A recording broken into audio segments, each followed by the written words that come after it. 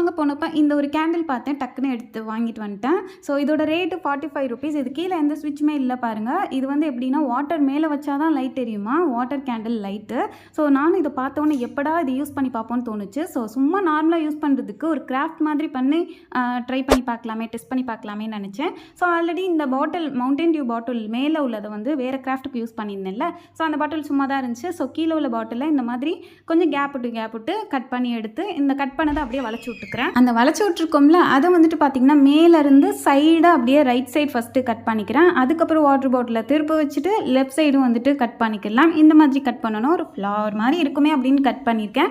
Next அவ்வளோதான், நம்ம சிம்பிளாக முடிஞ்சிருச்சு. வேறு பாட்டில் எடுத்தோம்னா பெயிண்ட் பண்ணுற மாதிரி இருக்கும். இதுக்கு பெயிண்ட்டும் பண்ண தேவையில்லை, அப்படி விட்டுலாம். ஸோ இதுக்குள்ளே கொஞ்சம் வாட்டர் ஆட் பண்ணிவிட்டு நம்ம வாங்கி வச்ச வாட்டர் கேனில் போட்ட உடனே அது லைட் எரிய ஆரம்பிச்சிச்சு.